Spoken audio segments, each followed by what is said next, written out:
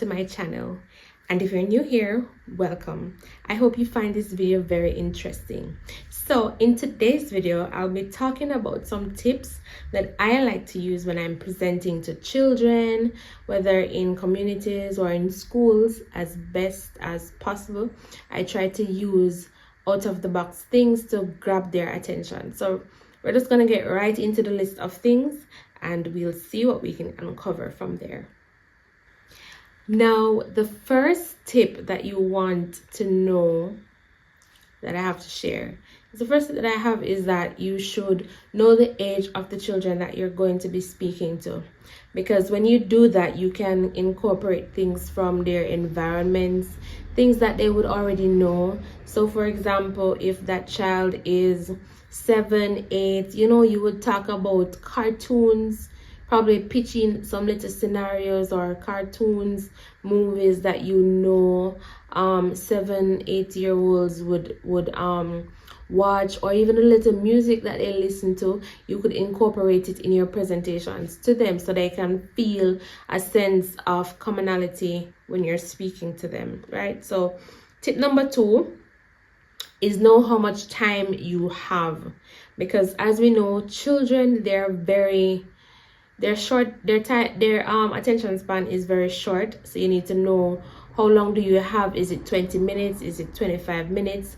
And if it is too long, you can tell the people them, say, yeah, it's too long, because depending on the age of the child, we know that the younger children will be more uninterested after a certain time of listening to you talk, and especially if it is something that it is very character based, telling them about themselves, characterizing how they should behave in society, etc. So that's tip number 2. Tip number 3 is you want to grab their attention. So in grabbing their attention, you want to think of fun icebreakers or a little activities that you can help them to participate in, get them ready for what you're going to speak to them about. And it's always good that what you're going to speak to them about is connected to the activity that you choose to do before the presentation or the little session that you have with them. Because what it will do, it will help them to remember what they were doing physically, even while you're talking to them after everything has been said and done. The other tip that I want to leave with you is, after you grab their attention, you need to find out, or you need to know ways how to keep their attention, right? So just as how you would have icebreakers at the first part of your session, you grab them, and then in between everything that you would say, so for instance, you talk for 5 minutes, you try to do something that involves them to respond to you, or from most persons, they ask a question that somebody could come up and answer and so forth. So in order to keep their attention, you don't want to talk too long, because in talking too long, they can get lost and they're gonna be like, what did she say? And they can get a little bit confused. The next tip that I want to say is that you should know your content. When you're talking to children, you don't, let me just say this, having a projector, unless it's showing pictures and cartoon, is one thing, but you don't want to portray your content to smaller children with words on projector, and it doesn't look attractive, it doesn't look flashy, because children, most children are attracted to what they see. So if you come up with a projector with words and all of that, yes, they can read, but however, you need to keep their attention by knowing how to put out your content. Should do is just to move around. If you have a cordless mic and you're talking, you keep them attentive to you. And even before, when you walk away from the lantern, you should know another tip that you would bring, so that while you're down there with them, you go to the tip and then you come back, pick up another 2 tips in your head, or topics, in your head, so that when you're walking about, you don't have to be, oh, I have to run back to the lantern because my notes is up there. No, you need to know your content. You need to know all that it is that you're going to talk about to the children or the student. Give you is to be creative, and this is my ultimate favorite part because I love being creative, and I can share an experience about being creative in presenting to children. I let them imagine, depending on the size, I let them imagine that they're in some form of transportation, because when you're talking to children, you're presenting to them, it's basically traveling from one point to the next. So I use that in my own comfort zone, and I say, hey, I'm gonna let them imagine themselves in some form of transportation. So whether it be a plane, a bus, a train, a ship, a boat, anything that I can get my hands on, because I'm going to use the elements of those vehicles to help my presentation be creative and flashy and out of the box and everything.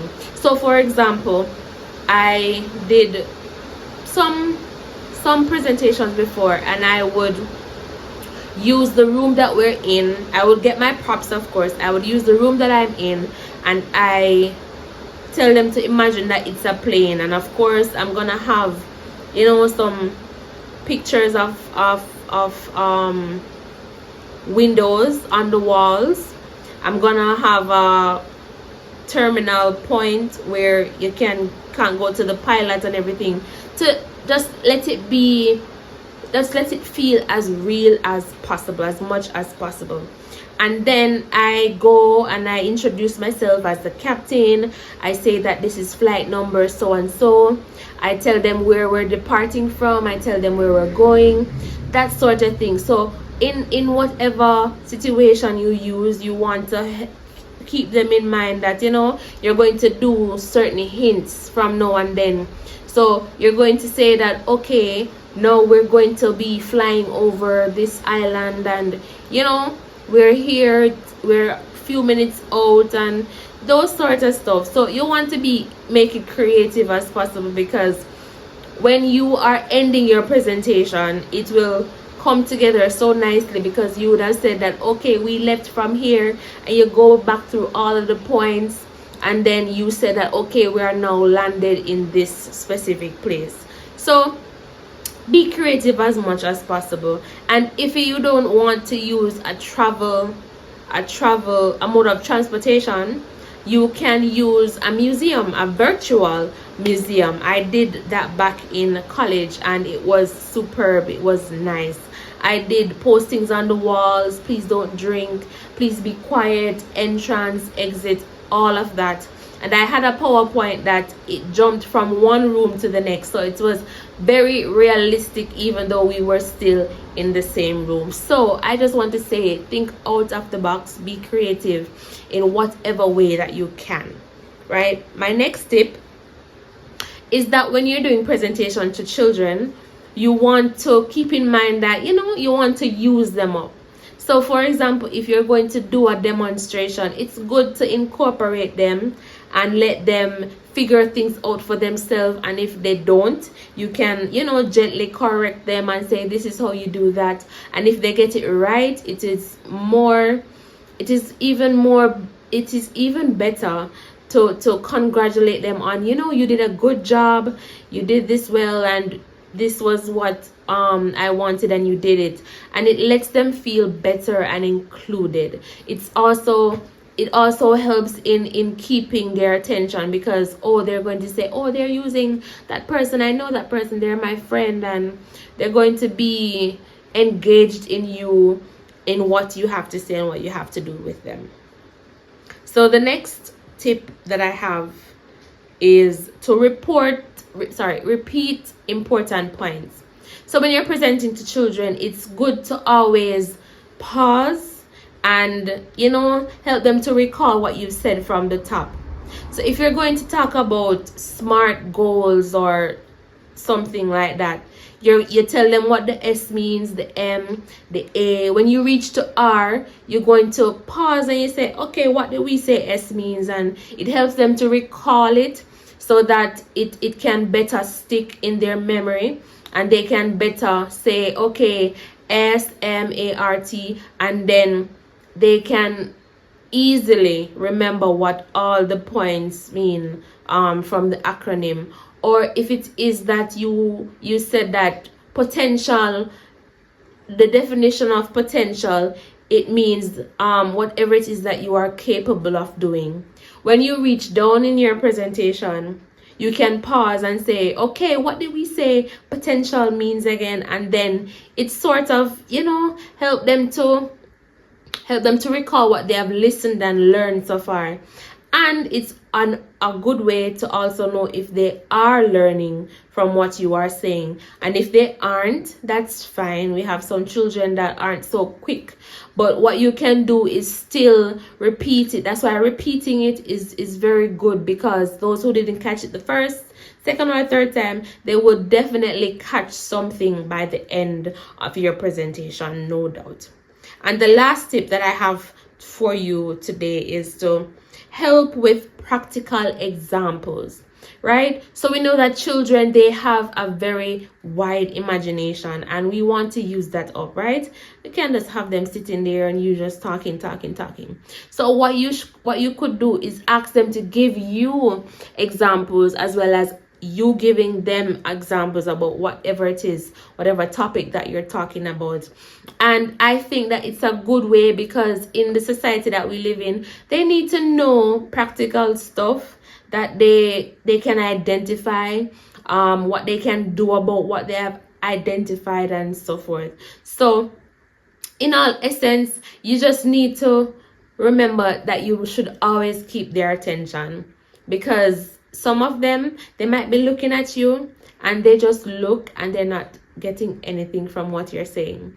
So if you realize that, you just do a call and response. So you ask them a question, or you ask them to do something for you pertaining to your presentation. And I believe that that's a very good way to help even the shy ones to come out more to you and to be more outspoken and so forth. So this is just some quick tips that I'd like to share with you on presenting to children. It could be children from the age of 6, 7, all the way up to the teenage years. I mean, you just have to know your age and know what setting that you're going to be in, because all of these tips can work for any age.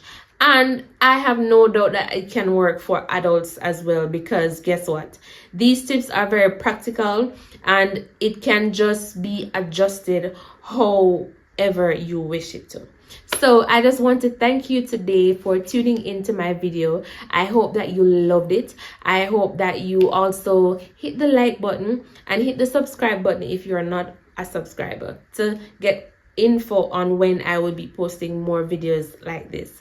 And you can also reach out to me on my Instagram or my Twitter, and you can also comment down below if you would like to see any more specific videos pertaining to presentations and preparing and so forth. So I just want to say thank you so much for tuning in. I hope to see you next time. Have a good day.